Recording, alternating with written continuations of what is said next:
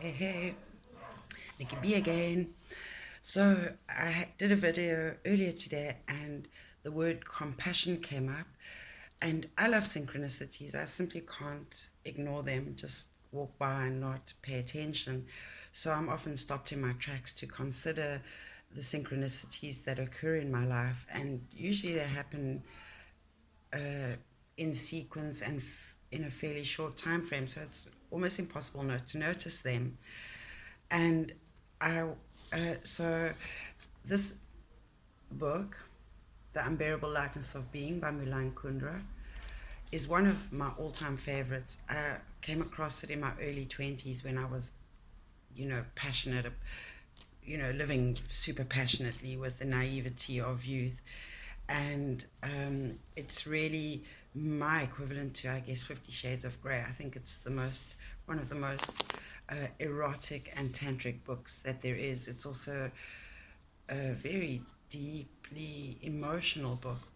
But anyway, I'm unpacking my books and it is at the top of the pile. It fell off the top of the pile and landed on the floor. So I picked it up to put it back. And as I have been doing with the books, is opening them up to a page and reading that page just for curiosity and to remind me of what the book's about. And then only to discover that the very thing I'm reading is applicable to something I've mentioned or what I've been discussing or presenting, or that's been coming up in tarot card readings or the distance healing or the gratitude meditations. So I happen to open up, there's your 8 again. So there we go, 888 every time.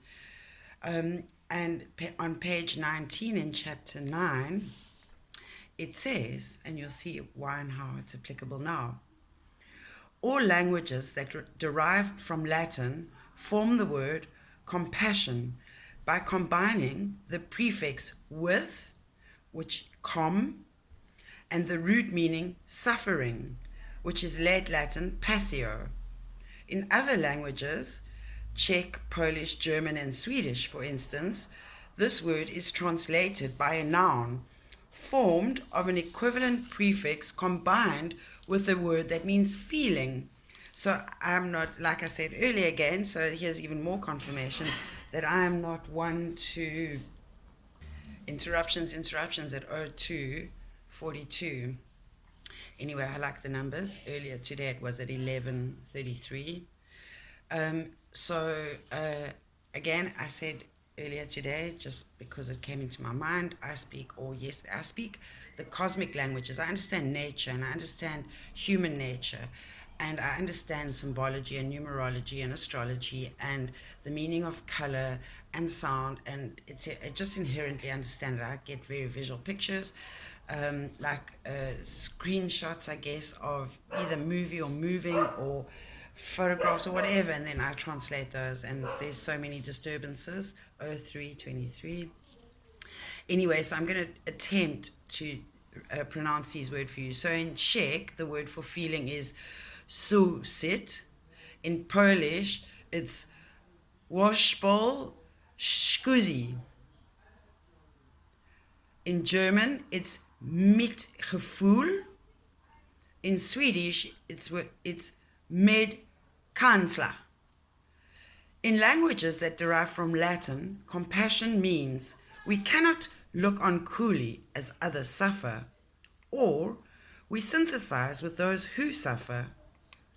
Another word with approximately the same meaning, pity, in French, pitié, Italian, pietà, etc., connotes a certain condensation towards the sufferer. Sorry, condensation. Science, you see, you can't separate stuff. Condescension towards the sufferer. To take pity on a woman means that we are better off than she, that we stoop to her level, lower ourselves. That is why the word compassion generally inspires suspicion. It designates what is considered an inferior, second-rate sentiment that has little to do with love. To love someone out of compassion means to not really to love. In languages that form the word compassion, not from the root suffering, but from the root feeling, the word is used in approximately the same way. But to contend that it designates a bad or inferior sentiment is difficult. The secret strength of its etymology floods the word with another light and gives it a broader meaning. To have compassion, co-feeling, means not only to be able to live with the other's misfortune, but also to feel with him any emotion, joy, anxiety, happiness, pain. This kind of compassion, in the sense of Suicide, was busy, met gevoel, met kansler, therefore signifies the maximal capacity of effective imagination, the art of emotional telepathy. In the hierarchy of sentiments, then, it is supreme. By revealing to Thomas her dream, so now it goes back into the story, and Teresa is the main character. So actually, let me read it to you. Might as well. It's only a short paragraph, and it will give you a sense of the book if you haven't read it. By revealing to Thomas her dream about jabbing needles under her fingernails, Teresa unwittingly revealed that she had gone through his desk. If Teresa had been any other woman, Thomas would never have spoken to her again. Aware of that, Teresa said to him, "Throw me out!" But instead of throwing her out, he seized her hand and kissed the tips of her fingers. Because at that moment, he himself felt the pain under her fingernails as surely as if the nerves of her fingers led straight to his own brain. Anyone who has failed to benefit from the devil's gift of compassion, co-feeling, will condemn Teresa coldly for her deed, because privacy is sacred and drawers containing intimate correspondence are not to be opened. But because compassion was Thomas's fate, or curse, he felt that he himself had knelt before the open desk drawer, unable to tear his eyes from Sabina's letters. Sabina's the mistress. He understood Teresa, and not only was he incapable of being angry with her, he loved her all the more. I happened to come across this thing, so I'm going to just allow this to flow as it does, because kind of that's the next thing that's on top of my mind is tantra, and to help people understand what that is, because generally the misconception is that it is a sex-related ideology or philosophy. However, it's actually not. Tantra is about living completely sensually, not only within oneself, but how one engages with one's environment. For example, breathing is a very tantric experience. So becoming aware of the breath and becoming aware of the textures, the colors, the emotions, of that thing, the object. So you're not actually labeling it, you are sensing things. So you become more sensory in life, and it allows you to kind of develop your sixth senses and your sixth sense. And so Tantra is really about being present in the moment, here and now. And something I'd written, I found this in this book. So it fits in with the book, because this book for me is very tantric. It adds a very sexual, pleasurable, joyful energy that life really does have, and that we're denied when we live in a fear-based system. Life is about pleasure and love and seeking joy. Really, ultimately, that's what it's about, and not about chasing, false illusions and idols. And anyway, that's another discussion, but let me read this to you because it's quite lovely, and I think this is the challenge that fits in with this. So it's like the challenge is, how do you flirt with yourself? And I'll read this. What is flirtation? A behavior leading to another to believe that sexual intimacy is possible, while preventing that possibility from becoming a certainty. In other words, flirting is a promise of sexual intercourse without a guarantee. Failed to grasp the lightness and amusing insignificance of physical love. She felt all the greater. She was excited against her will. Her soul did not condone the proceedings. Her soul's approval would have to keep mute. For what made the soul so excited was that the body was acting against its will. The body was betraying it, and the soul was looking on. In front of the mirror, observing her body, trying to peer through it into her soul. Her soul inside her would be the same, and look on in amazement at what was happening to her body. They are the questions with no answers. A question with no answer is a barrier that cannot be breached. In other words, it is a question with no answers that sets the limits of human possibilities, describes the boundaries of human existence. And I remembered why I wanted to mention Tantra, and that is that Tantra is also about balance, so the yin and yang, the good and the bad. Again, I've been talking a lot about that this week, dualities, and that is the yin and yang. And I will, when I talk about my personal journey in plant medicines, it's a long video I'll do. I might do it as a Zoom meeting live so that people can ask questions if they want. But ideally, sorry, I've lost my focus. Oh, yes. So the whole idea is to try and remember one of my missions in life. I have a few, I'm like an octopus. I have 8. There's 8 again. 8 arms, really, one big head, and I always have multiple fingers in multiple pies at any given time. I'm always exploring opportunities. I like to test the boundaries. I don't mind living in the arena of fear, as per Brené Brown. But one of the things so Tantra is one of the things I am passionate about and try and incorporate in my living, body, mind, and spirit. But people, like I say, tend to think of it as a sexual nature.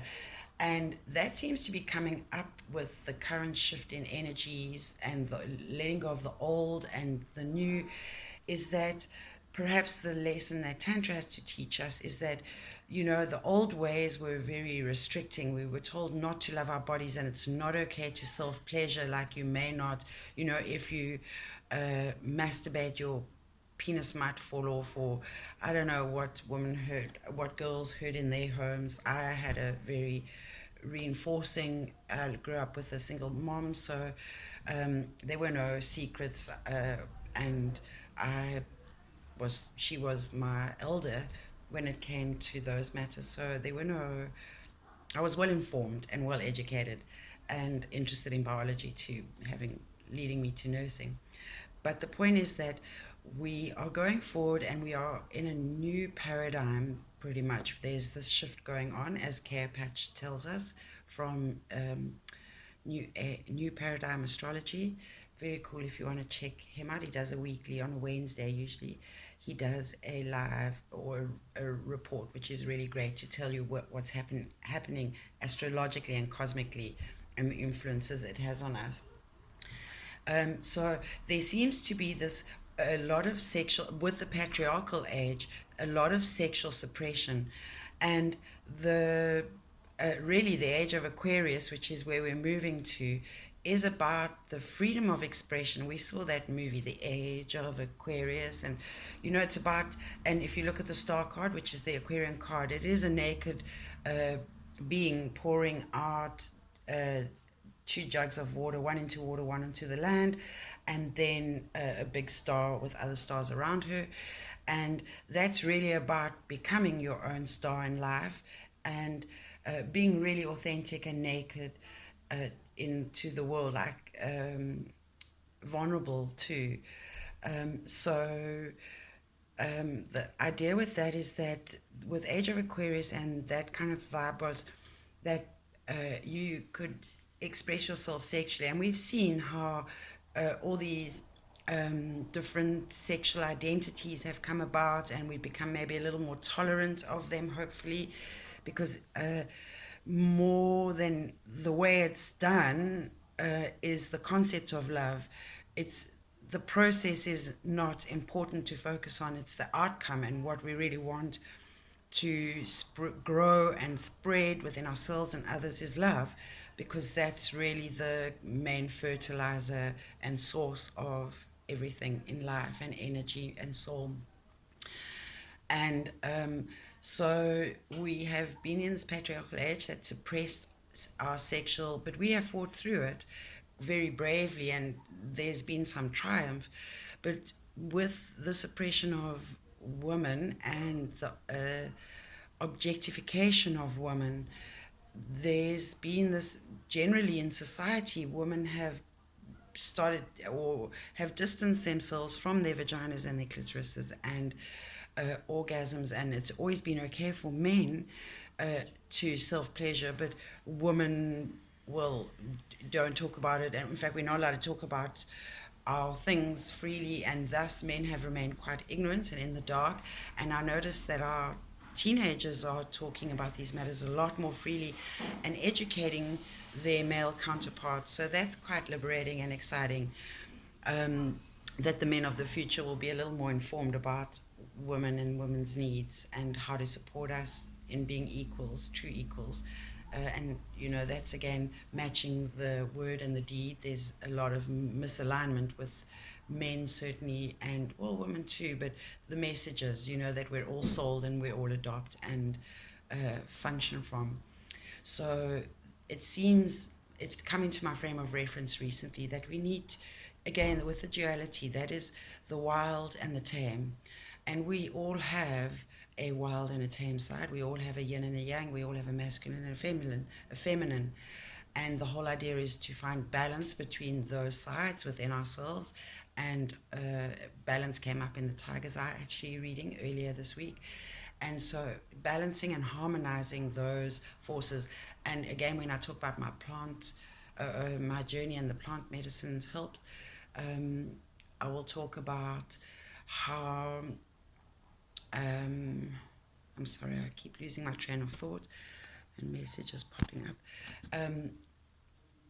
But yes, so my whole life I've lived with the conflict in duality. I've always been able to see the flip side of the coin, but never understand how to merge them and integrate them harmoniously. And that's been something I've been working on in the last 3 years, and I'll do another video about that, completely whole different subject and a whole different ball game. And the whole point is that, so we've been tamed and suppressed, and many women actually are feeling the need, the pressure of feeling more liberated and expressing themselves.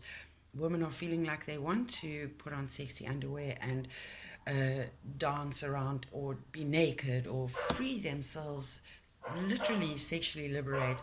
So there are many women out there feeling wild and wanton at the moment. And so, you know what, it's a game you play with yourself between how much, anyway, I don't even want to go there, this video is long enough, but I think I've said enough. I just love, again, the synchronicities, and again, in all these videos that I'm doing, what I'm really trying to do is educate you about different concepts and philosophies and perceptions, change your views on how you see life, just by giving you different lenses to look through. So a bit like the quartz crystal. So this is one of the deck of cards I read from. But so you would be this beautiful, brilliant quartz crystal, diamond-like, and you have different facets. And sometimes we look through life only through the one, and we think we can only have that one view. But if we could just turn it, perhaps we could start to look at the different facets. And then, I mean, even if we dig deeper, we start to see that there are root causes, perhaps there are deeper things. And it's like, the ground, what's below the ground, and the valleys, the valleys and the highs, basically. Anyway, so that's what you are, a beautiful diamond, and you need to learn how to turn the dial of your diamond in order to start to see life as a game of chess, just in for yourself, how you, where you are weak, where you could use those weaknesses to your benefit, and learning how to use your strengths, but not as a power, but not in a bulldozy, negative, narcissistic, push-overy, colonialistic way. It's more about peace, love, and light, and sharing, and yes, about the blessings, sharing the blessings of love and peace and light. So that is our challenge, and with that, thank you.